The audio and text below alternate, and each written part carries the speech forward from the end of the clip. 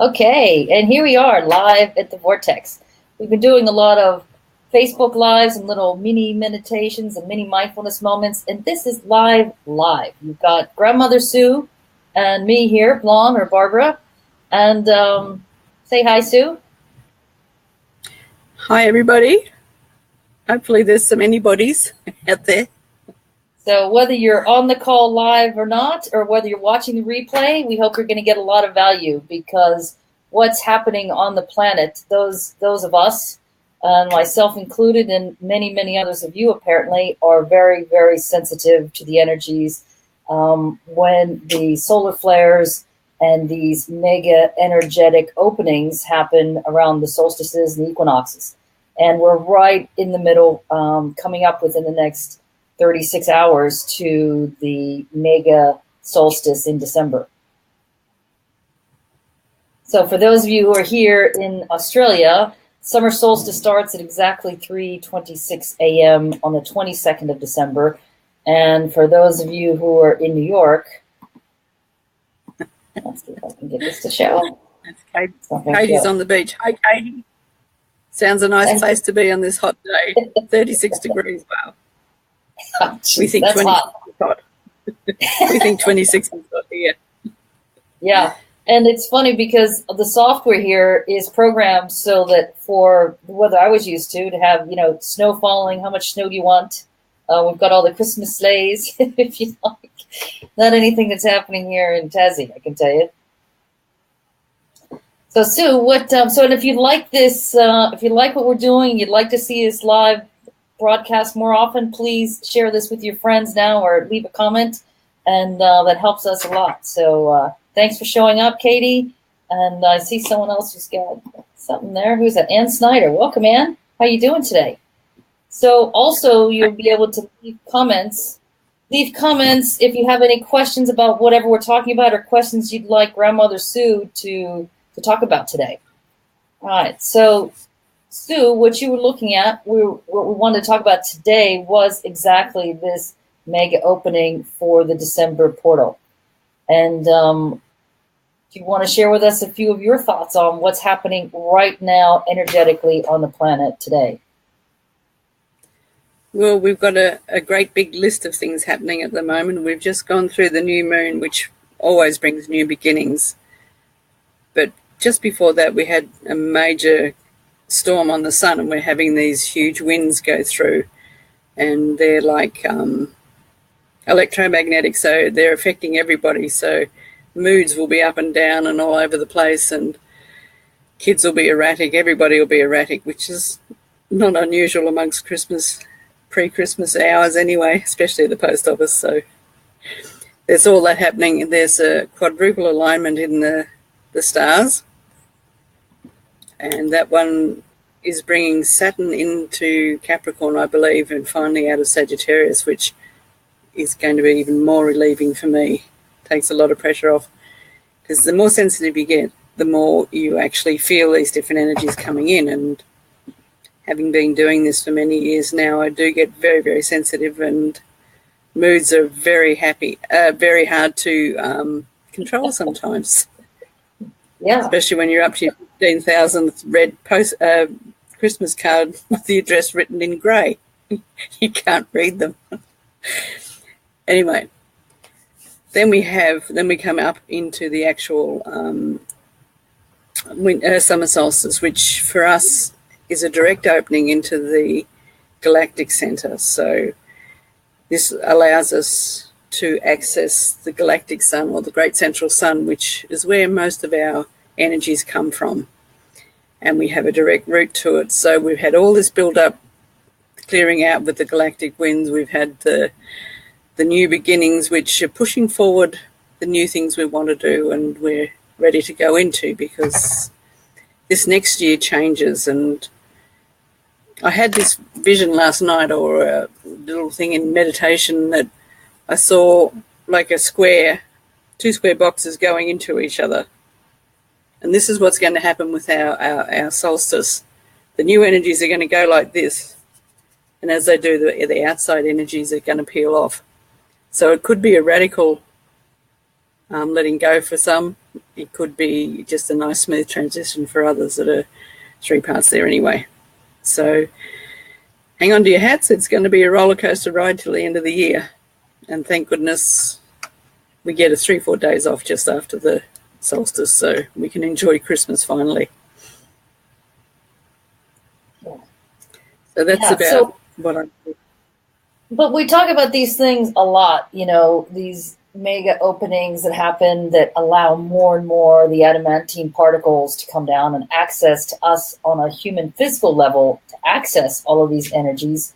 But what can someone do who's sensitive and feels it's just too much? It's too hard sometimes to get through some of these things. What advice would you have for someone? They've got to take some time out for themselves, even if it's in the middle of the night and they sit in the house and it's all quiet and still and dark, and just breathe a bit and allow it all to go. What about things like the combined breath that we talk about a lot in our meditations? Would you be willing to show some of that? Always ground you. Yeah, why don't we?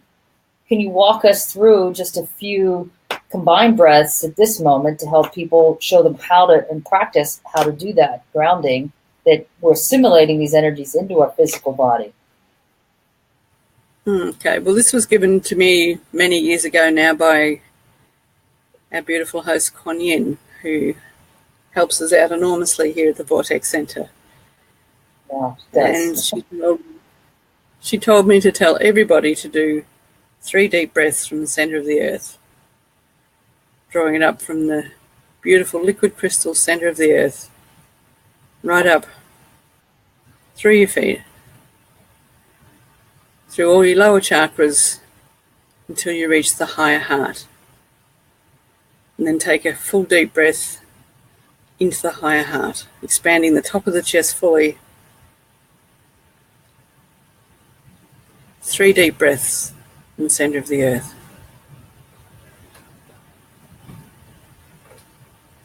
Fully extending the top of the chest, which expands our thymus gland, which is our higher heart, allowing more of our higher self to enter. And then we do 3 deep breaths from the great central sun, from the creator of all there is, drawing down through the crown of our heads, and again into our higher heart, fully expanding again the top of the chest, as far as it goes and a little bit more. 3 deep breaths from the centre of the universe. And as we do this, the energies of the Mother and Father emerging. And then we take 3 combined breaths. We breathe deeply from the centre of the earth and the centre of the universe at the same time. Bringing both the energies into our higher heart, combining them as we hold and extend our higher heart even more. We feel the air burst of energy go right through each and every cell, activating, clearing, cleansing, and grounding. This pushes all the negative energies out, brings all the beautiful energies of the Mother and the Father in, where they combine in your heart to create the 3rd energy, which is your essence.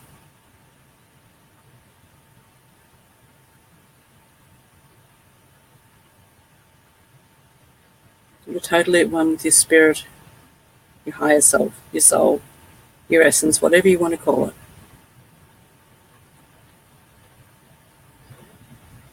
Yeah, that feels good. So I'm hoping everyone is following along here with us, whether, again, you're watching us live or you're on the replay. That is such an amazingly powerful way of connecting with your higher self in this physical human body that we've got. So what other advice would you have for someone? How do you get through these times as we're in the middle of this massive shift and this massive consciousness shift? What are you still using the essences and things like that? Yes, look there. I've just posted today on our site saying the Trinity essence is now coming to its time. This will certainly help remove any stubborn blockages that you have left, so we can go into the new year clean and pure. Thanks, Katie. And so what are these essences? So for a lot of people who have never been exposed to these at all, what do you want to share a little bit how they're made and what they're from and what purpose they really serve? Yeah, in my earlier life, I was a naturopath. I still am, I suppose, but I created a whole lot of essences to share the energies of the vortex here with people outside. And they're a combination of crystal and wildflower, and most people have never done that. They haven't thought to combine the power of the crystal and the power of the flower, which are two great healers. So, and add the energies of the vortex into that, and you've got a really good remedy that will assist you greatly in whatever you choose it for. There's all kinds, we've created all kinds. We've even got a dog recipe now, a dog and cat one, especially for thunderstorms. My boy Blaze had his paw last night in the middle of the thunderstorms, and he calmed down immediately. It's just...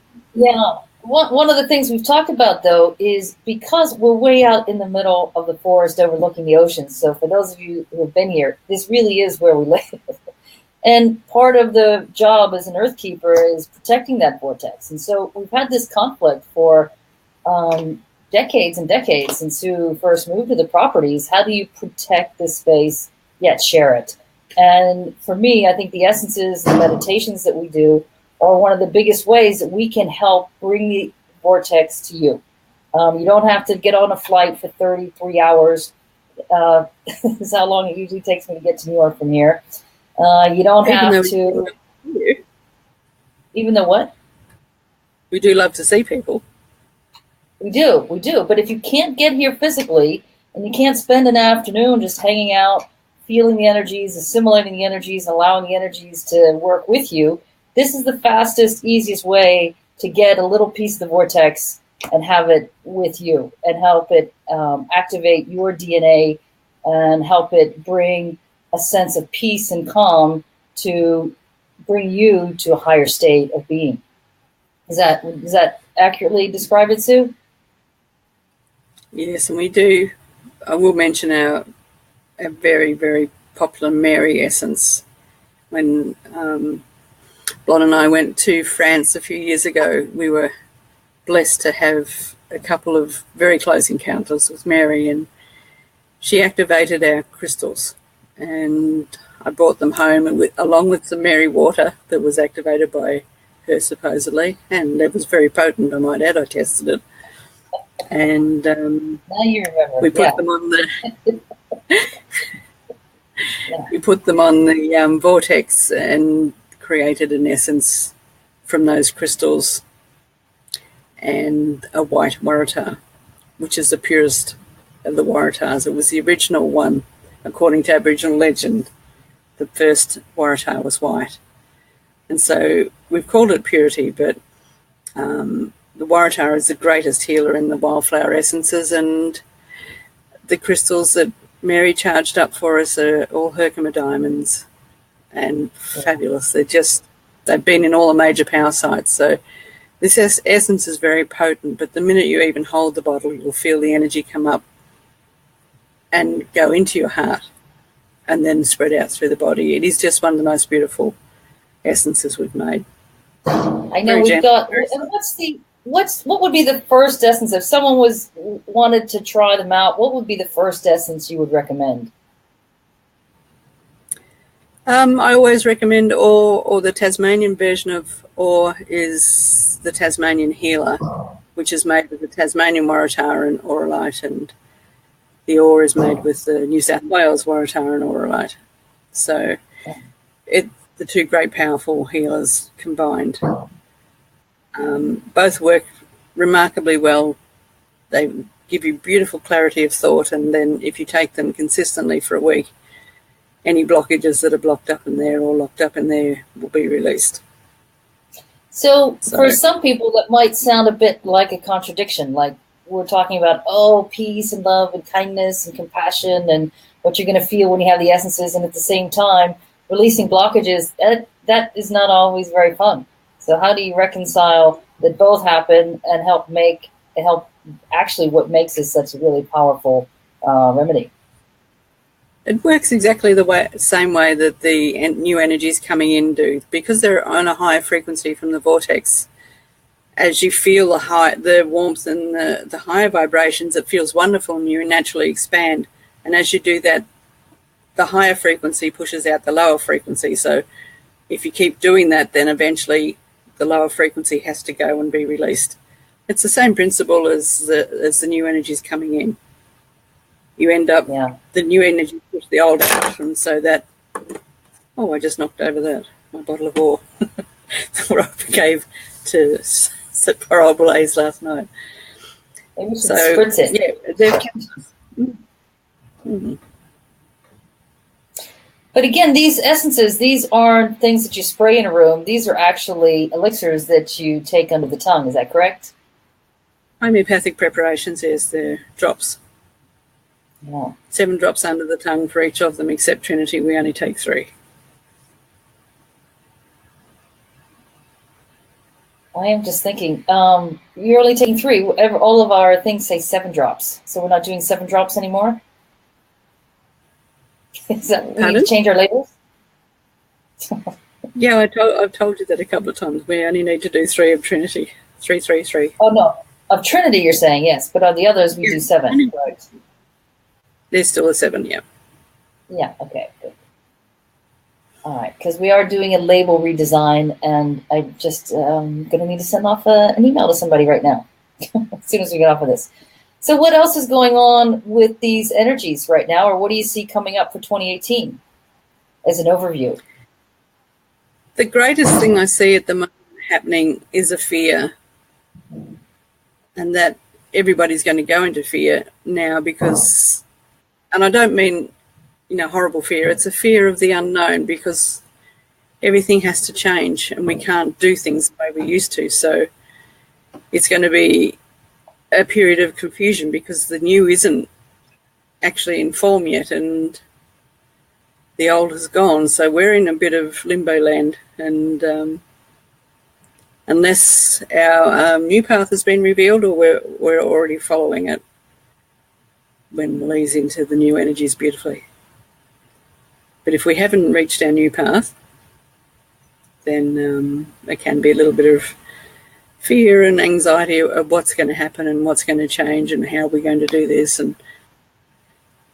But it's all going to be for the better. We have to have faith in this journey. It's a time of, like the rune, the empty-handed leap into the void. We have to do this. We have to jump. It's time to jump off the cliff and see if we've got wings or cement shoes. Either way, the result's going to be a big change.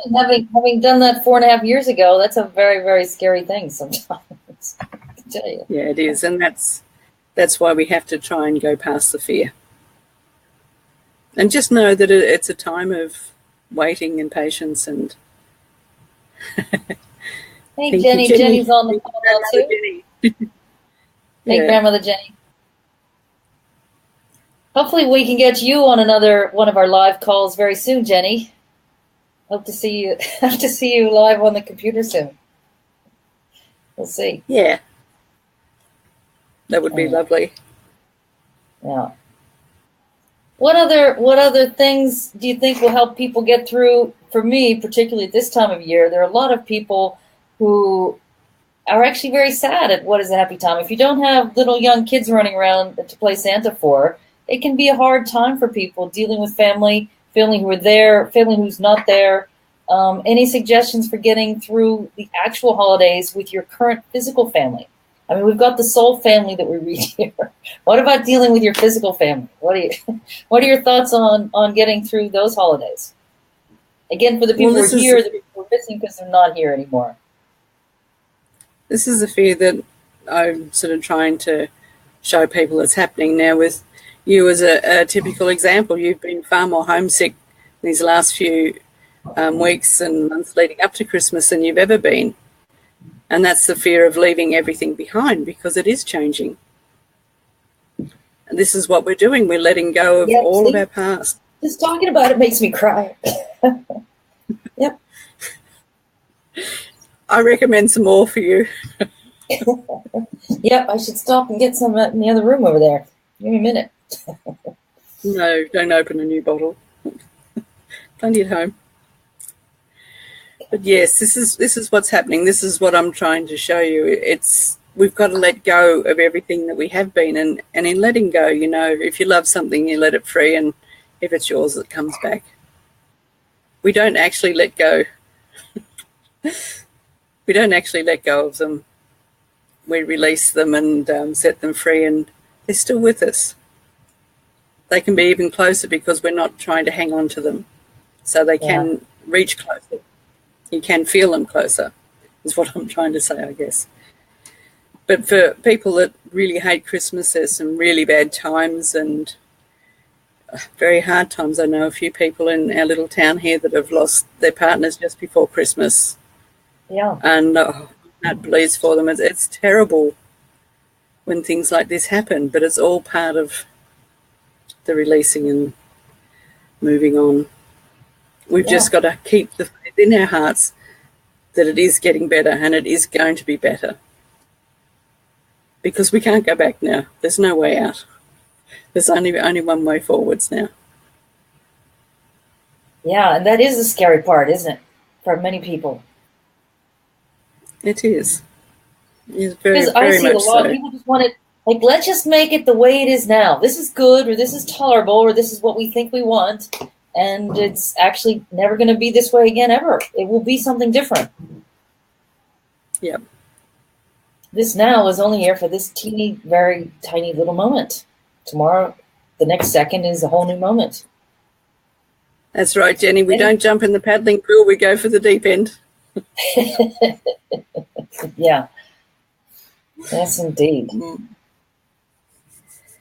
It is going to be Go ahead, Sue. an easier time, I think, next year, because we'll start to see it forming. And once we can start to see it forming, then we have something to hang on to. I know Grandmother Jenny's life has changed quite a lot leading into her new role. So she's well on the way now. And her life should be nice and smooth. And she gets a wonderful visit from all of us grandmothers next March. Do you want to put in a little plug for that? Do you have the dates? You guys are going to be in Adelaide, is that right? Oh, Jenny might type them up for us, huh, Jenny? She's still there. Let's do a little plug for the grandmothers coming to Adelaide in March. Well, there's a bit of a time delay, so we're just going to, let's see. That's all right. It's, I think it's 12th or something, 13th or 17th or something around there. There it is. Arriving She March says it starts on the 22nd of March. Thanks, Jenny. Excellent. Right on the equinox. Fantastic. Yeah. I hope we don't have any of that really hot Adelaide weather. No, I'm sure you won't. Never gets hot in Adelaide. 45? What is Public Day? Jenny says Public Day is the 25th of March. Is that a holiday? Or is that like No, that's the day we're open. We're open to the public that day. Oh, okay. We have fantastic. Come and meet the Grannies Day. All right. All right. Any other parting words of wisdom, Sue, to help people get through the next few days through Christmas in one piece? Lots of deep breathing, and do the combined breathing from heaven and earth, or from the mother and the father, and that'll keep you balanced a bit. But just remember, there is a light at the end of the tunnel now, but we're not quite in it. We've got to go a little bit further and we'll be there. Yeah. Fantastic. So if any of you would like to connect with us and ask more questions, or get an order of your essences in to try them out, leave a PM for us, and we'll check you soon. We'll get back to you. All right. See you, Jenny. All right. Sue, any other wishes for people for a very Merry Christmas? I do wish them a wonderful Christmas and the best of all possible New Years. Bring it on. All right. Thanks. See you all soon. Don't forget Merry to share Christmas. this with your friends if you liked it. And leave us a comment of what was most interesting to you about our conversation here today, and what questions you would like Grandmother Sue to answer in upcoming episodes. or blonde. Great. See ya. Bye.